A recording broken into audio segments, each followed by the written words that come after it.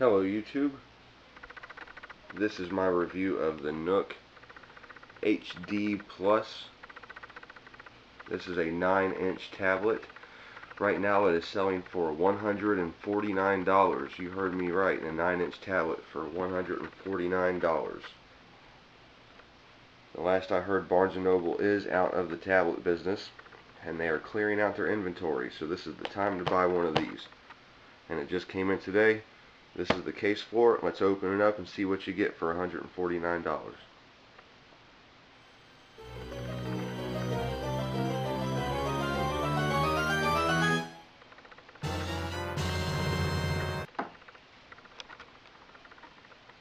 This is a lot of tablet for $149. Okay, we're going to go ahead and turn it on. This 9-inch display has a resolution of 1920 by 1080 pixels, so it's a very crisp screen. Obviously it's competing against the new Nexus tablet and the Kindle Fire HD. Right now, however, this tablet is cheaper than the original Nexus 7. So if say you're looking to trade in your tablet, or something happens to your Nexus 7, it breaks and you have a protection plan, anything like that, you may want to consider switching to this. And for that price, I mean, this is a very big screen for the cost of it. As far as any sort of glare from the fluorescent lighting, there's none noticeable anywhere around the edge of this screen here. Looks like it's in landscape mode, or it was set that way, so we may need to look at this tablet sideways here. Let me turn it around for you. This tablet, it runs Android 4.0. I believe it is running Ice Cream Sandwich, a variant of Ice Cream Sandwich, definitely not the original version. It has menus that are custom to the Nook. These are most likely also in the regular Nook. It has profiles. You can set up separate profiles on this device here.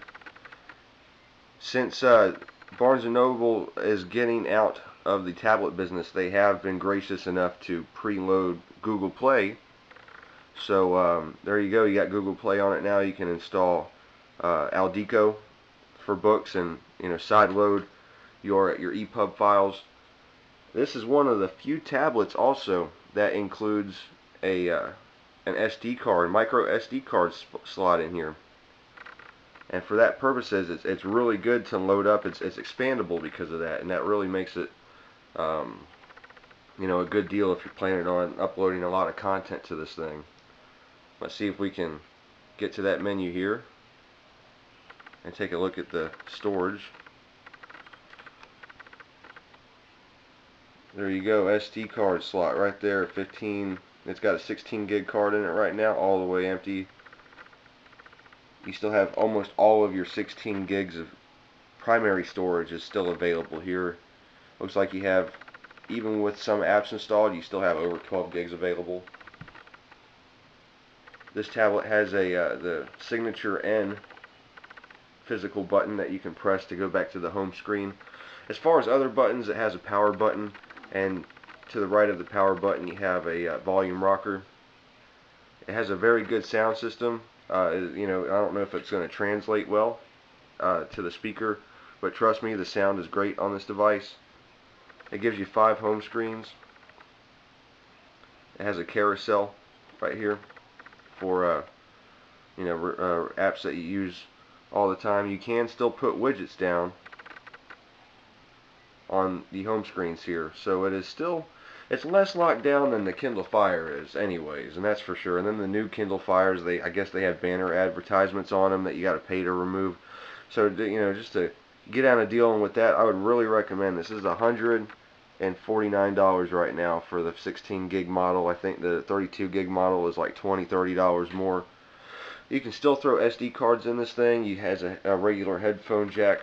It does have a proprietary charger cable, so if you're afraid that possibly the Nook is, the inventory, the accessories for the Nook HD is gonna, they're gonna liquidate all of those, you might want to go ahead, pick up an extra case, and also pick up an extra AC adapter. But you know, it groups things. You got the apps menu here, and obviously it looks a little different than you would see in a normal version of Android.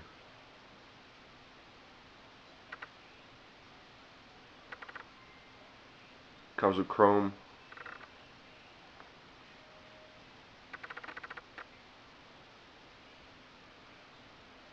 There's the library. So yeah, I would highly recommend. I mean, I can't say it enough. This is $150 for a 9-inch screen. This thing was like 2 weeks ago. It was selling for $279. So definitely, I just stress enough. If you have extra $150 right now, go online, order yourself a Barnes & Noble Nook. And, you know, people were complaining about the build quality, saying it was creaky in other reviews. I haven't seen anything like that. I've tried to manipulate it a little bit. I don't hear a sound.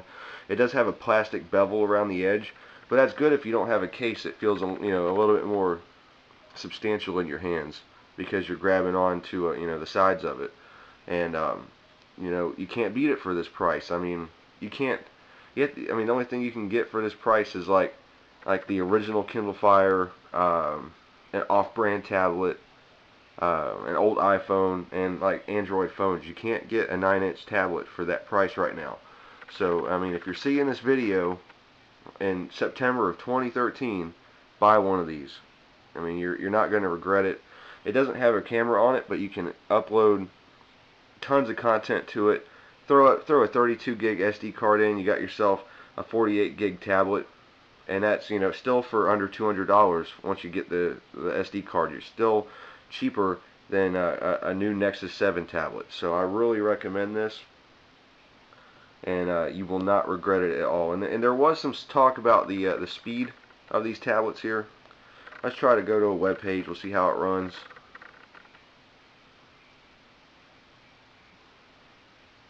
And this is not in Chrome. This is in Dolphin browser here. It doesn't look too laggy to me. I mean, this does have an OMAP Texas Instruments dual-core 1.5 gigahertz processor.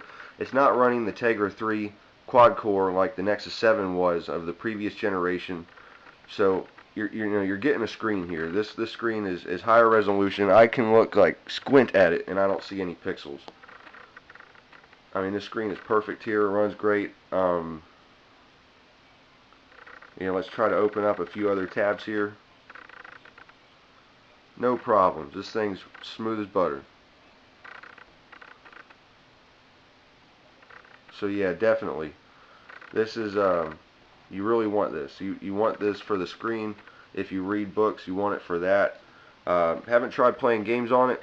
I'm sure it's comparable. If you're familiar with the original Kindle Fire or other tablets that have the OMAP TI dual-core processor in it, this one's running at 1.5 gigahertz. As far as the memory, you'll have to check the spec sheet on that. I'll try to post the specs for this device below this video, but definitely check this out, pick it up, and